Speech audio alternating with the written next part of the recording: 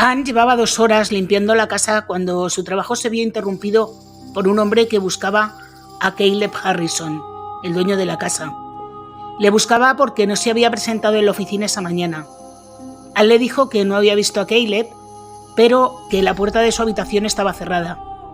Subieron juntos y lo encontraron acostado en la cama con la manta hasta la barbilla, arropado como si estuviera durmiendo. Pero no estaba dormido. Enseguida se dieron cuenta de que le había pasado algo y rápidamente llamaron a emergencias. Las ambulancias llegaron unos minutos después del mediodía del 23 de agosto de 2013. Cuando las ambulancias llegaron al 3635 de Pitch Pine Crescent, en Mississauga, Canadá, el paramédico Patrick Morin miró la casa con su techo inclinado y las ventanas estilo catedral y, sorprendido, se volvió a su compañero y le dijo: «Yo ya he estado aquí antes».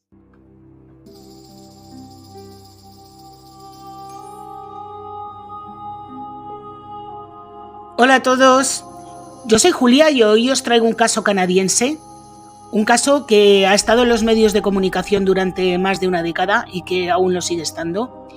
Un caso en el que los forenses jugaron un papel fundamental y no precisamente para bien. Aunque es cierto que en los países con una tasa de delitos bastante baja, como es el caso de Canadá, puede resultar complicado pensar que lleguen a cometerse crímenes violentos, especialmente en vecindarios acomodados. No por ello creo que debieran relajarse y dejar pasar ciertos indicios que podrían evitar consecuencias fatales. La historia que hoy os cuento supuso una fuerte conmoción en Canadá y promovió un debate público que trajo consecuencias en el modo en el que trabajaban tanto la policía como los juzgados, los servicios de emergencias y, por supuesto, los forenses. Si quieres saber más, sé bienvenido. Aprovecho para agradeceros que veáis mis vídeos y ya sabéis que si os gustan os podéis suscribir, dejarme un like, activar la campanita, comentar, compartir y todas estas cosas que vosotros ya os sabéis. Así que no me enrollo más y vamos con la historia. Nuestros protagonistas del caso de hoy son, como habréis visto en el título, la familia Harrison. La familia está formada por 3 miembros: Bridget, Bill y su hijo Caleb.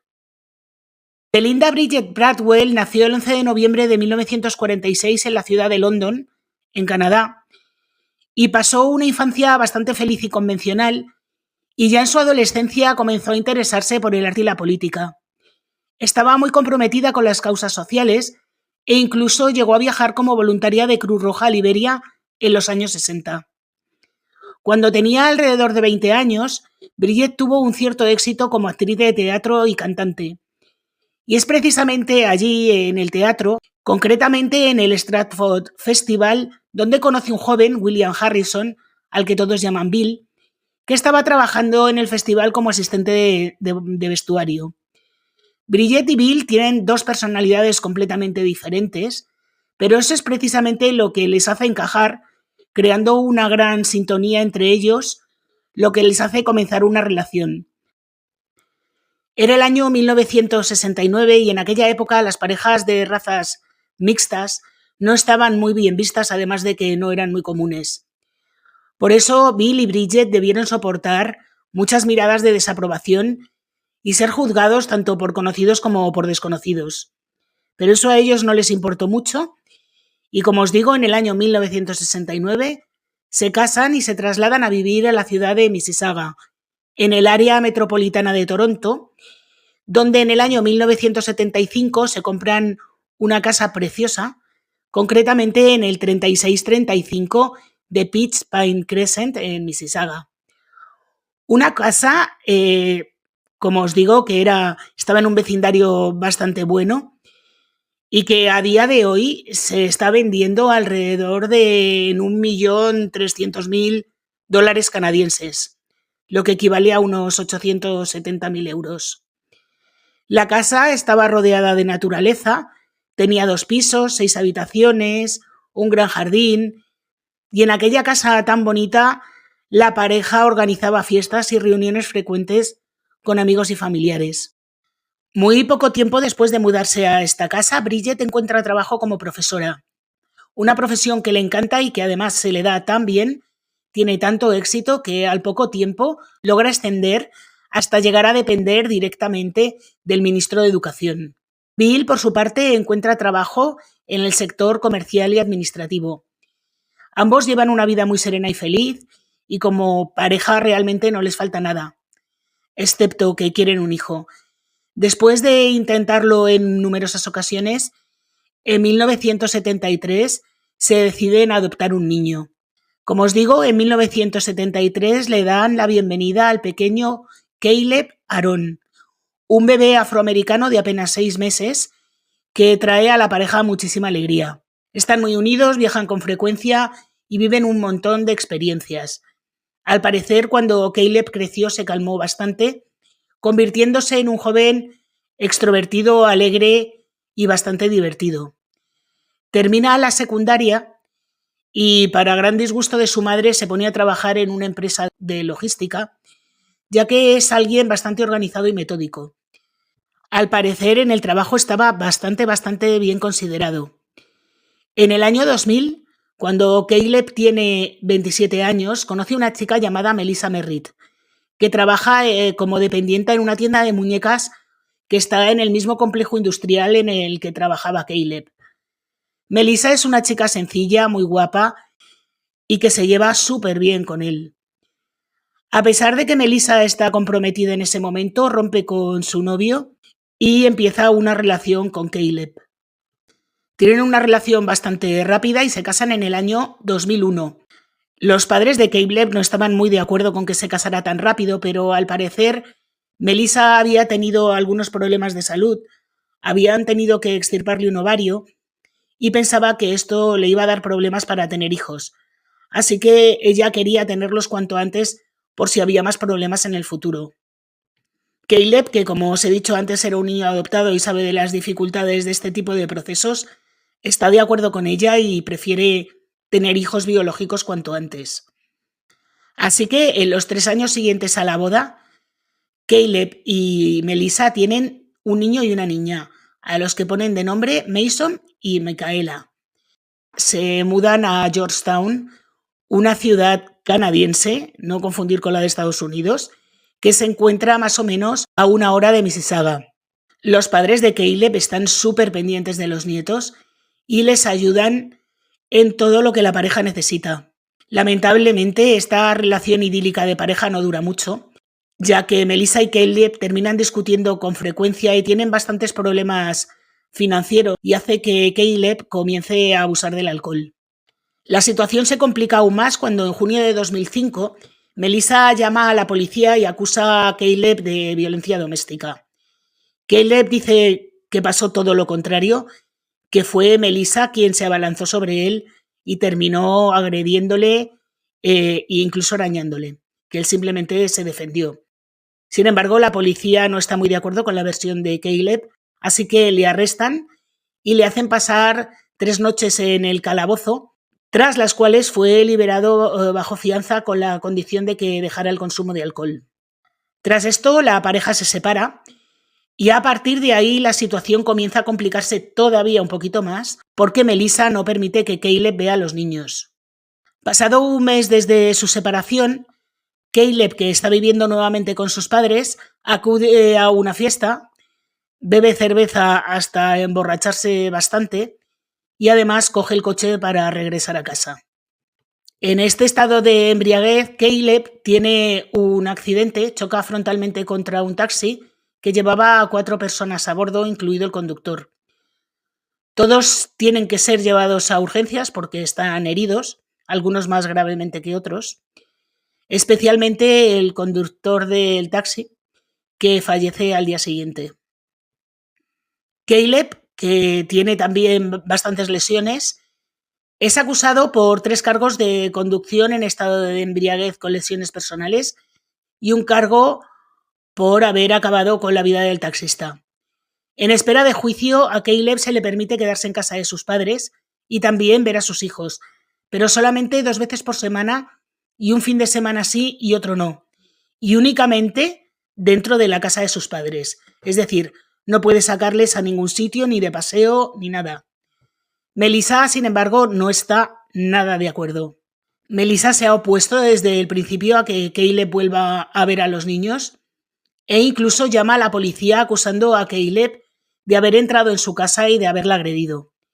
Y no solo eso, también le acusa de ser violento con los niños cuando está solo con ellos.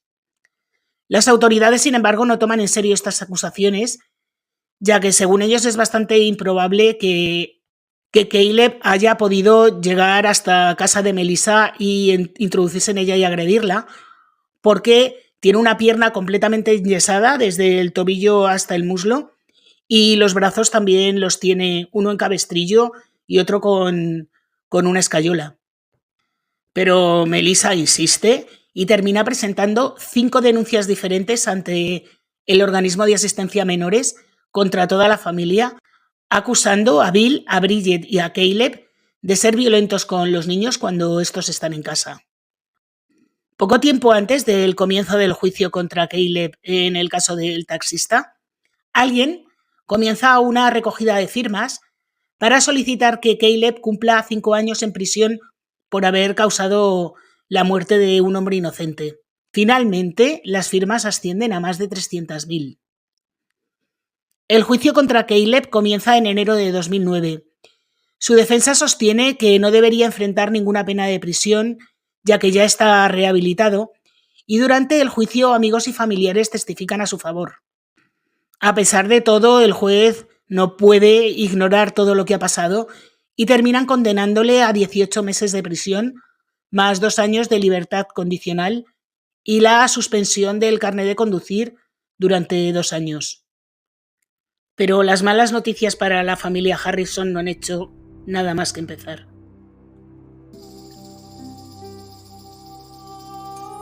Un par de meses después de que Caleb ingrese en prisión, concretamente el 16 de abril de 2009, a las 9 de la noche, cuando Bridget acaba de llegar a casa del trabajo después de una larguísima reunión del consejo escolar, se da cuenta de que algo no va bien.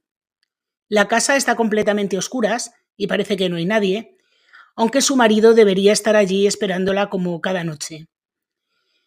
Nota que la televisión de la sala de estar está encendida y sobre la mesa aún hay restos de comida, pero no encuentra a Bill por ningún sitio.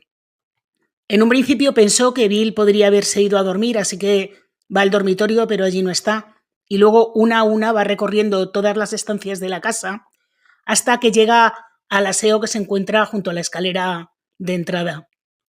Intenta abrir la puerta, pero la puerta está cerrada con llave desde dentro, y Bridget piensa que aquello es rarísimo, cerrar la puerta con llave, algo que Bill nunca hace, y menos si está solo en casa. Así que no tiene más remedio que forzar la cerradura y cuando entra se encuentra a Bill en el suelo, apoyado un poco contra la pared, encajado entre el inodoro y la pared, como os he dicho antes. Bridget se asusta muchísimo, llama a los servicios de emergencia, que llegan a la casa en pocos minutos, pero cuando llegan solo pueden certificar la muerte de Bill. A la casa también ha acudido, por supuesto, una patrulla de policía y un juez para levantar el cadáver. La policía determina que la muerte de Bill fue por causas naturales, ya que no encuentran nada sospechoso. En cualquier caso, a Bill le hacen una autopsia y el forense determina que Bill tiene unos leves hematomas en la frente y en la nariz, así como unas marcas rojas en el cuello, que sin embargo el propio forense atribuye a una cadena de oro que llevaba puesta. Cuando hace la autopsia también busca posibles enfermedades o patologías que puedan haberle causado la muerte. En definitiva, algo que no fuera una muerte natural. Y así descubren que también tiene un hematoma en la cabeza que el patólogo atribuye a un golpe que se hizo cuando perdió el conocimiento tras caer desplomado. Nota también que el esternón está roto, pero nuevamente lo atribuye a la caída. Finalmente, el informe tanto de la policía como del forense determinan que la muerte fue natural, fruto de una cardiopatía combinada con una arritmia. Bridget está un poco dudosa de esto que había dicho la policía y los forenses porque Bill gozaba de una estupenda salud Era una persona sanísima que no tenía ningún problema de nada, ni siquiera tomaba ningún tipo de medicación, que se hacía controles médicos periódicos y nunca le habían encontrado ningún problema de corazón. Pero claro, ella no es forense, no puede hacer absolutamente nada más que aguantarse. Sin embargo, gracias a esto, Caleb obtiene una libertad vigilada antes de tiempo para poder estar con su madre.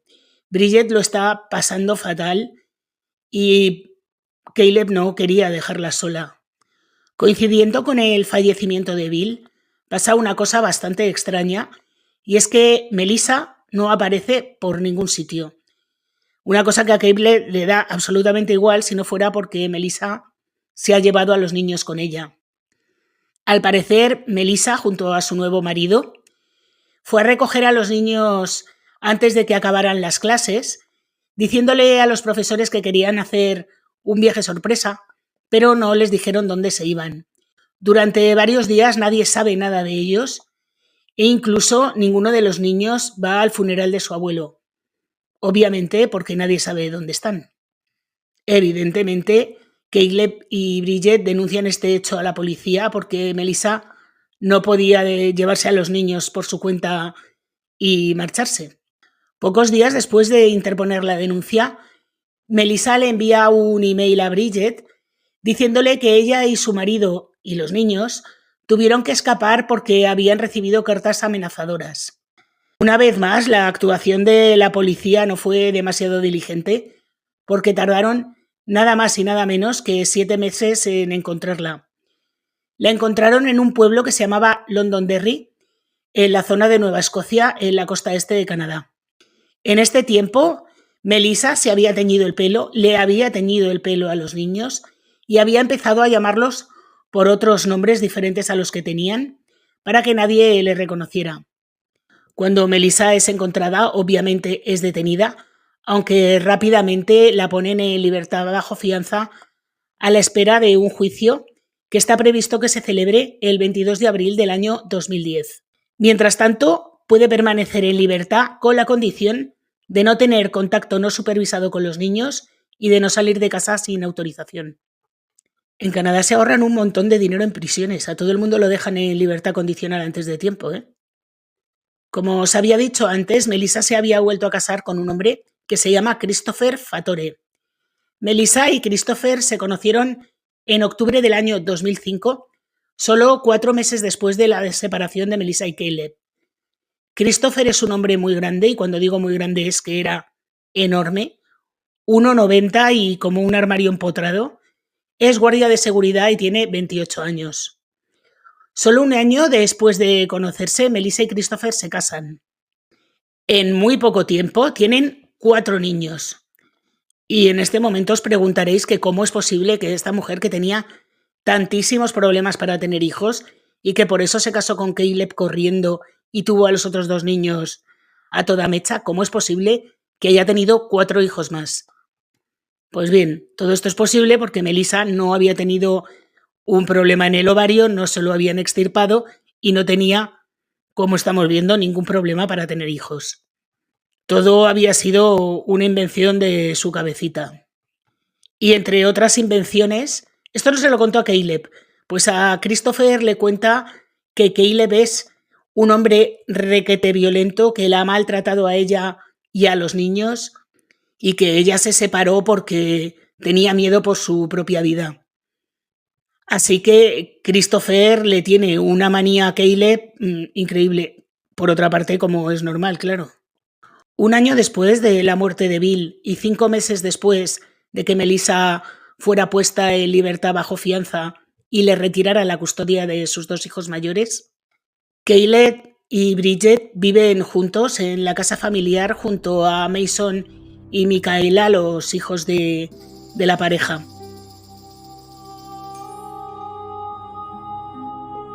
Hasta que el 21 de abril de 2010, casi un año exacto después de que falleciera Bill, otra tragedia golpea a la familia. Mason, el hijo de 8 años de Caleb, al regresar de la escuela, encuentra la puerta de la casa abierta y al entrar ve el cuerpo de la abuela tendido en las escaleras de entrada sin vida. Pobrecito el niño. Bridget, que en ese momento tiene 63 años, se encuentra boca arriba, con las manos a un lado del cuerpo y la cabeza apoyada en el escalón inferior.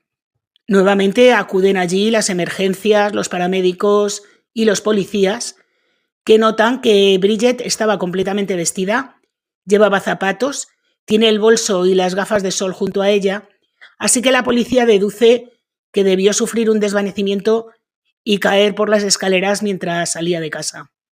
Nuevamente, al igual que ocurrió en el caso de Bill, no hay señales de haber forzado la puerta, de lucha, de agresión o de robo. Nuevamente, el médico forense que está presente en la escena del crimen hace un informe y aunque no está convencido de que se trate de una muerte del todo natural, debido a que encuentra hematomas y abrasiones en el mentón y en el cuello y algunos signos como si hubiera sido estrangulada, no es capaz de determinar que haya sido una muerte violenta y clasifica la muerte de Bridget como indeterminada. Es decir, no es un homicidio, pero tampoco es una muerte natural. Así que ordena una autopsia completa.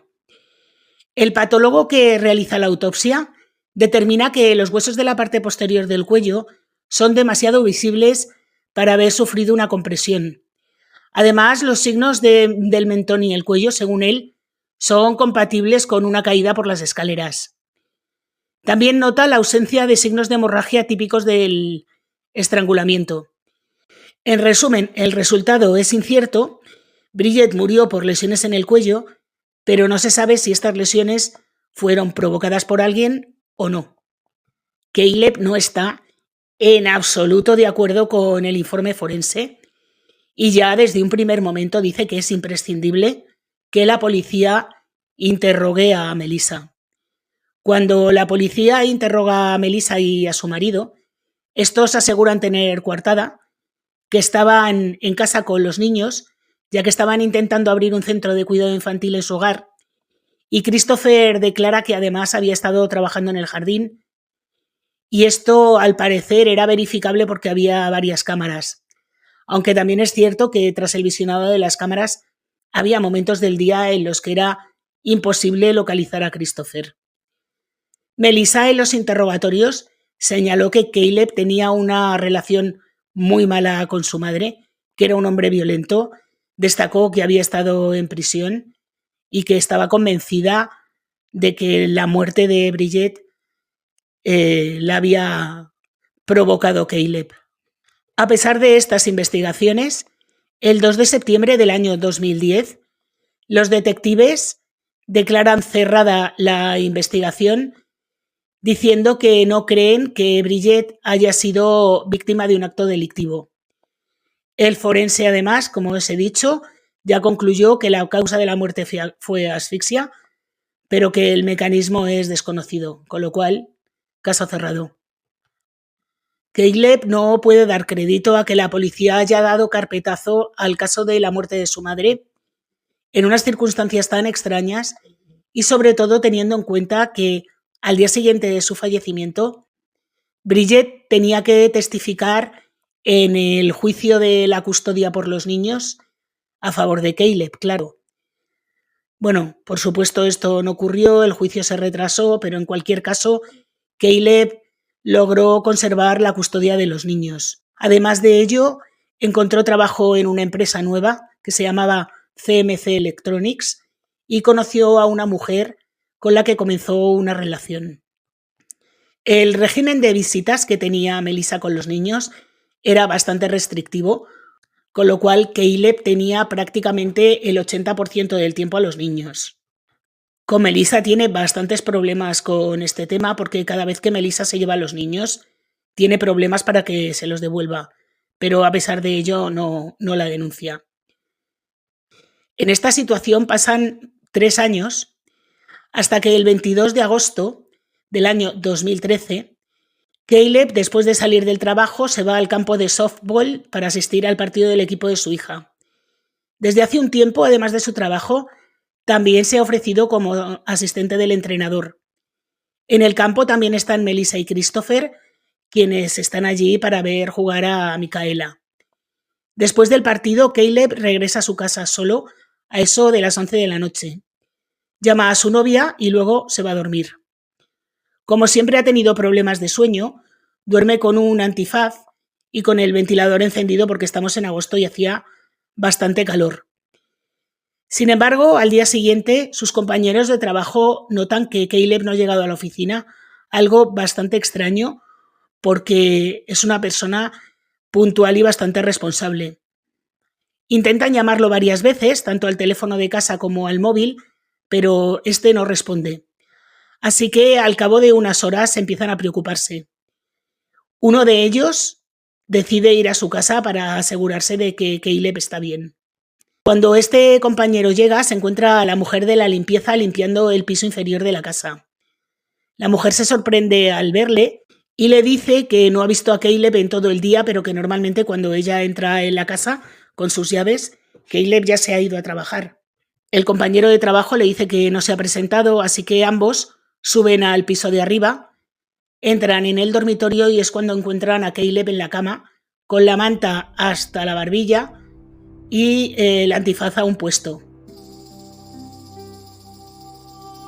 Caleb está sin vida y ya presenta rigor mortis, así que llevaba ya unas cuantas horas muerto. Caleb murió con 40 años. Nuevamente la policía va por tercera vez a aquella casa y cuando entran están convencidos de que van a ir a la escena de un robo. Pero nada más darse una vuelta por la casa se dan cuenta de que Caleb había luchado con alguien. Y esto lo deducen porque hay muebles volcados, tiene los nudillos llenos de heridas y cuando llega el forense encuentra restos de piel bajo sus uñas. Pero de nuevo no hay señales de que hayan forzado la entrada. Cuando le hacen la autopsia, descubren que tenía el hueso de la mandíbula roto, varios moretones en el cuello, daños en el cartílago y evidentes abrasiones. En resumen, me habían estrangulado. Con Caleb ya son 3 los miembros de la familia muertos en esa casa con lesiones en el cuello en un lapso de solo 4 años. Y esta vez sí, la policía no tiene más remedio que tomarse en serio todo lo que ha pasado. Así que lo primero que hacen es hablar con el hermano de Bridget y con las hermanas de Bill, que les cuentan los 27.000 millones de problemas que había tenido la familia con los 27.000 millones de problemas que había tenido la familia con la custodia de los niños. Y al nuevo detective también le explican cómo habían sido las muertes de Bill y de Bridget. El problema mayor con el que se encuentra la policía es que aunque pueden exhumar el cuerpo de Bridget para volver a hacerle una autopsia y revisar todo lo que se les pudiera haber pasado por alto, no así pudieron hacer lo mismo con el de Bill, que había sido incinerado. Todos los miembros de la familia señalan en una única dirección, que es la dirección de Melissa, y es entonces cuando las autoridades se dan cuenta de que tanto Melissa como Christopher son los únicos sospechosos y que deberían investigarles un poco más a fondo. Qué avispada la policía, ¿eh? 4 años tardó en darse cuenta de esto, en fin. Lo que descubren es bastante interesante. ¿Recordáis esta petición de firmas que se hizo antes del juicio de Caleb por lo del taxista? Bueno, pues descubren que esta petición había sido creada por Christopher. Además, encontraron correos electrónicos de Melissa en los que mostraba una rabia incontenible tanto hacia sus suegros como a Caleb, especialmente después del acuerdo de custodia de los niños. Y también descubren que el día de la muerte de Bill, Christopher no había ido a trabajar porque había dicho que se encontraba enfermo. Otro detalle que salió a la luz y que hasta ese momento no le habían dado mayor importancia es que unos días antes de la muerte de Bridget, Melissa y Christopher se presentaron en casa de los Harrison con el pretexto de entregar una carta y unas fotos a los niños. Bridget se negó a abrirles la puerta porque eso iba en contra de lo que había dicho el tribunal que había que hacer y a los pocos días además era el juicio. Y esto llevó a una fuerte discusión. Melissa se puso histérica, le dio golpes a la puerta y a todo lo que encontró a su alrededor, tanto que Bridget llamó a la policía y Melissa fue nuevamente arrestada por violar su fianza y pasó 3 días más en la cárcel. Al igual que ocurrió con la muerte de Bridget, el fallecimiento de Caleb coincide con el punto álgido de la contienda que mantienen por la custodia de los niños. De hecho, el día antes de que el régimen de custodia se fuera a hacer más restrictivo con Melissa, es cuando fallece Caleb. Así que la policía decide poner en vigilancia las 24 horas del día a Melissa y a Christopher, e incluso recogen pertenencias de la pareja en la basura. A la policía le llama especialmente la atención un par de zapatillas nuevas y unos guantes de látex. Posteriormente se descubrirá que los guantes contienen ADN de Caleb en la parte exterior y de Chris en la parte interior. Además, los investigadores confirman que los zapatos fueron comprados un día antes del crimen por Christopher, cuando ambos habían negado haber salido de casa ese día. Además, en los zapatos encontraron pelos pertenecientes al perro de Caleb.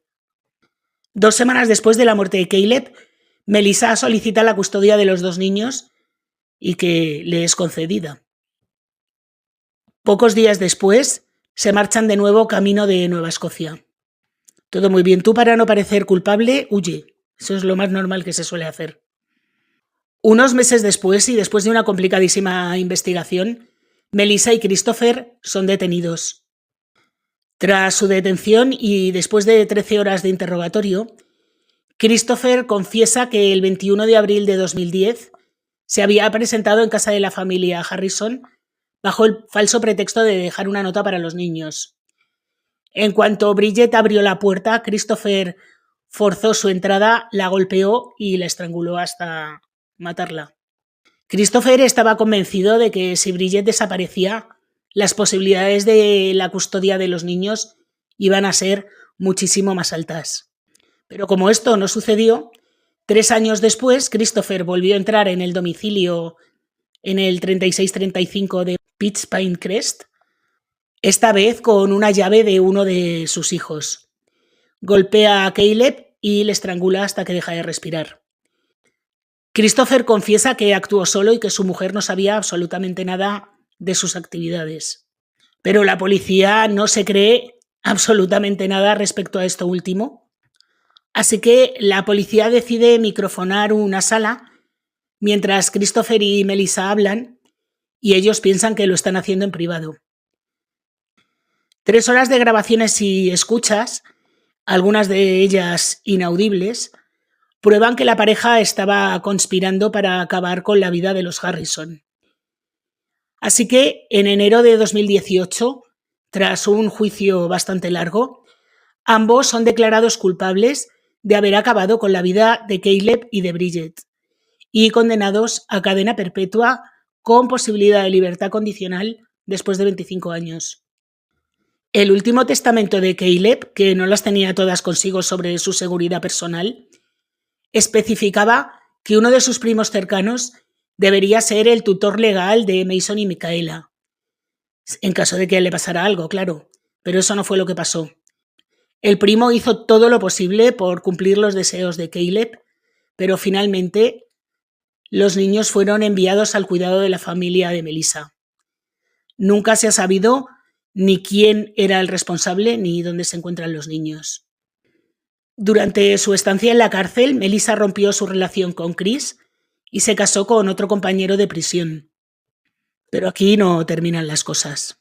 Melissa es hija de un policía y tiene bastantes conocimientos jurídicos y de cómo funciona la policía, así que lo primero que hizo, nada más conocer su sentencia, fue apelarla. En el año 2022, el juicio contra Melissa fue declarado nulo y se realizó un nuevo juicio en el año 2023. En este juicio, un jurado declaró a Melissa Merritt no culpable del asesinato de su ex-suegra, pero el mismo jurado no pudo llegar a un veredicto sobre si ella orquestó la muerte de su ex-esposo unos años después. En una decisión más que sorprendente, la jueza del Tribunal Superior, Jennifer Bulcomb, aceptó la libertad bajo fianza de Melissa después de estar más de una década en prisión. Como os digo, les cuesta tener a la gente en la cárcel en Canadá, ¿eh? El caso es que Merritt, que ahora tiene 44 años, está en libertad bajo fianza, pero tiene que estar en arresto domiciliario las 24 horas del día. Porque, como no se llegó a un veredicto en el caso de Caleb, están a la espera de que salga el nuevo juicio. Melissa se trasladó a la casa de sus padres, donde también residen 4 de sus hijos y su nuevo cónyuge, que es un exguardia de prisión.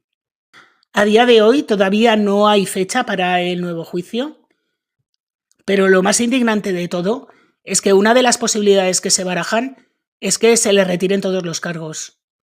Y es que en este caso hay tantas cosas indignantes que es que no sabría ni por dónde empezar.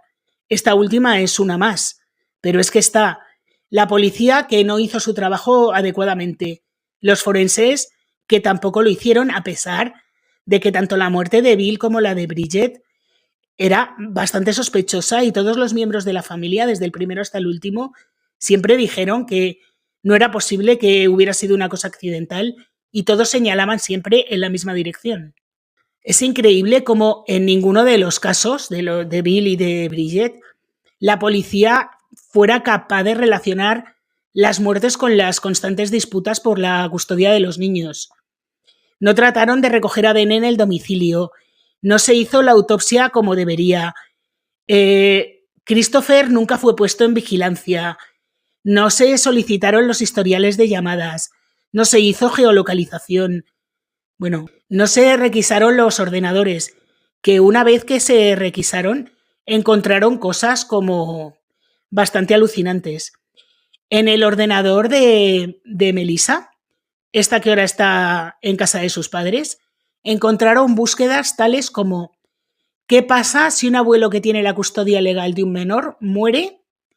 ¿Cuánto tiempo se tarda en morir por asfixia?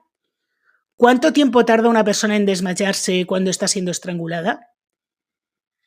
En fin, que digo yo que si la policía hubiera pedido una orden para el ordenador, probablemente se hubiera podido evitar la muerte, a lo mejor no de Bridget, pero seguramente la de Caleb.